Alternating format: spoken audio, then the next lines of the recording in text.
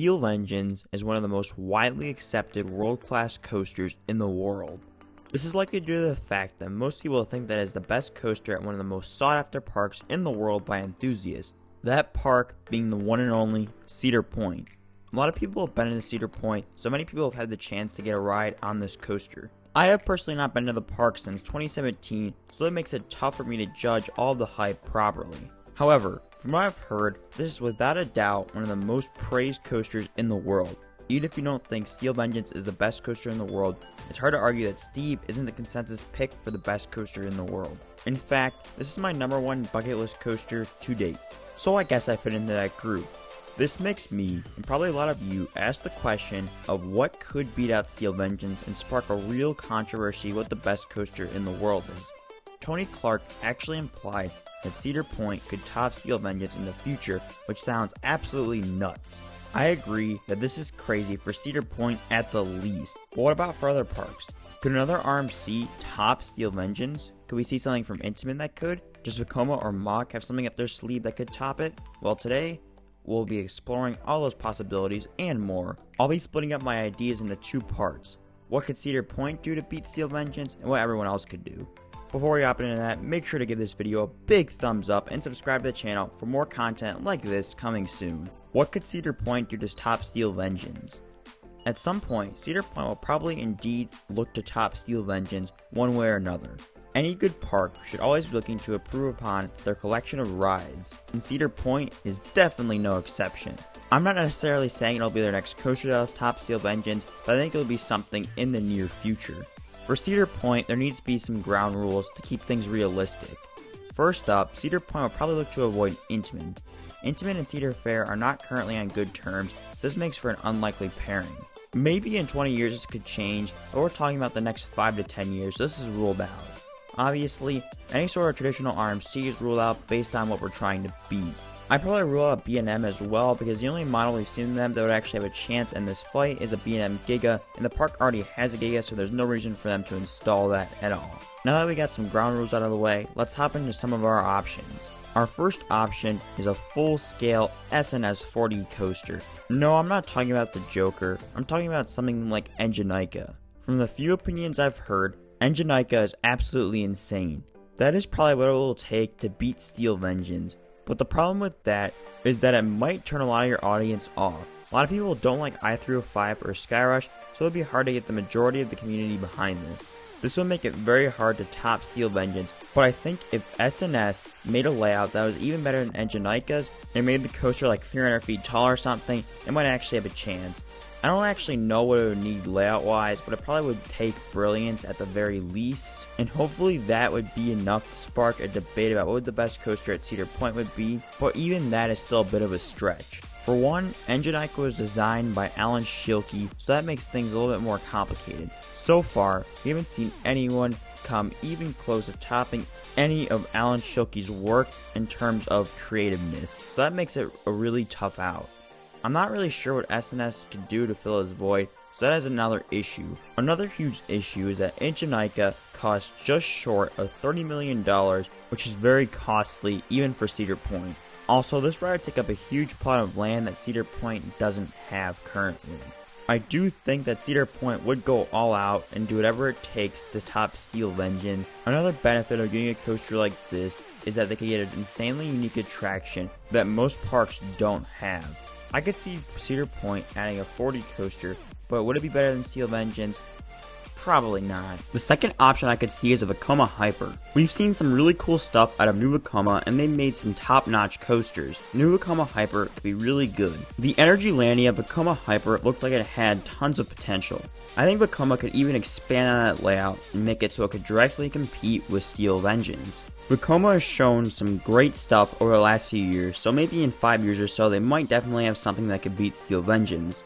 The issue with this is that Cedar Fair would be unlikely to test the new Vekoma out at their flagship park, so it might be a little while before they actually install something like this. I also think that this probably isn't the most likely option because Cedar Point already has so many hypers, and I can't see the novelty for this one. Another thing to keep in mind is that it probably wouldn't have that relationship with Magnum that Skyrush and Candemonium have at Hershey Park, because they aren't exactly the most contrastable coasters. Vekoma Hyper would still have some of those large airtime hills like Magnum, so it wouldn't be the most different thing for this park. The focus would have to be on inversions, or else there wouldn't be much of a reason to add a coaster like this to the park. The last three options that I could come up with were pretty hard to see coming to the park, but they are a Mach Hyper, an RMC T-Rex, and a crazy wooden coaster. The biggest issue I have with a Mach Hyper is that the question of whether we will actually see Mach ever make another Hyper.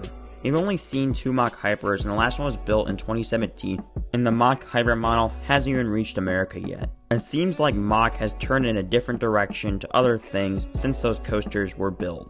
Also, the best Mach Hyper is widely considered to be DC Rivals, and most people think that is still behind Steel Vengeance, so I don't really see much of a chance of this happening. Next, we have an RMC T-Rex. This might sound like the best and most likely option. Cedar Point might be looking to put in a 500 foot tall coaster, and this could be it. However, there's one thing that a lot of people have missed that might stop this coaster from happening. I've heard rumors that Cedar Fair stopped working with RMC after they considered their 2018 editions to be a financial failure. I have no clue if this is true or not, but since Cedar Fair went all out and added 3 RMCs in 2018, we haven't seen anything from RMC and Cedar Fair since then. So I don't know if we will see them work with RMC again. Also, no one has bought the T-Rex yet, so I'm not sure how that may affect what decision they make in the future. The last concept I mentioned was a crazy wooden coaster. I think a wooden coaster may be one of the most likely options for the park, but I just can't see it being Steel Vengeance. We won't be seeing a wooden RMC here, so I think it either have to be a GCI or a Gravity Group. So unless one of them loses their freaking minds, I don't think we'll have a winner here. Now let's switch gears a bit and talk about what other parks could do to beat Steel Vengeance. I'll stray away from mentioning any ideas I already talked about for the sake of time, but just assume those apply to any other park as well. So the first option is a traditional RMC. Could a traditional RMC beat Steel Vengeance at its own game? Well, maybe. To beat Steel Vengeance, realistically would require a big wooden coaster to get RMC'd, or someone to blow an insane amount of money for a ground-up RMC. In my mind, the way to beat Steel Vengeance with a traditional RMC is to take a layout like Aranguazzi's or Zadra's and add a lot of small airtime hills at the end to increase the length. The formula would basically just be a bunch of insane elements and good length. Even that might not be enough to beat Steel Vengeance. Another Hail Mary would be a B&M Giga.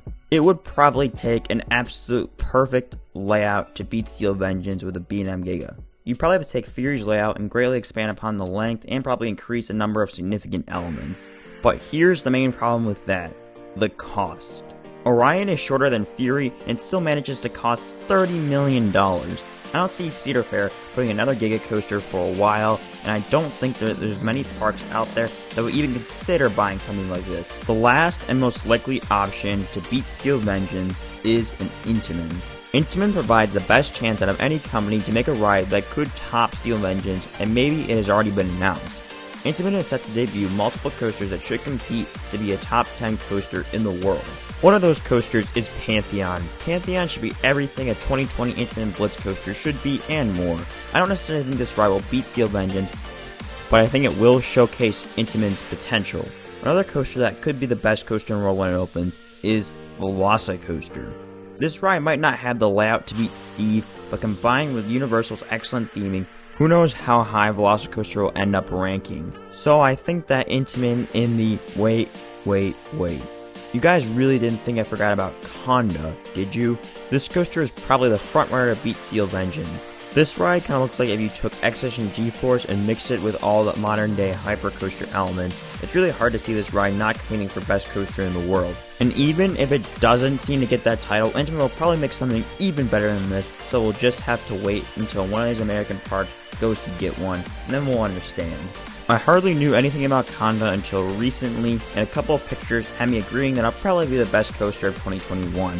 Intamin has so much potential for the future, so either with a hyper or launch model, they could probably figure out a way to capture the enthusiast consensus for the best coaster in the world. So that's what I think has a shot to beat Steel Vengeance in the future. That may come sooner than you think it would be with all these awesome coasters opening up in the next couple of years. I only think it's a matter of time before Steel Vengeance won't be the consensus pick for #1 coaster in the world. But I'm sure whenever that happens, Cedar Point will do whatever it takes to get that title back in their possession.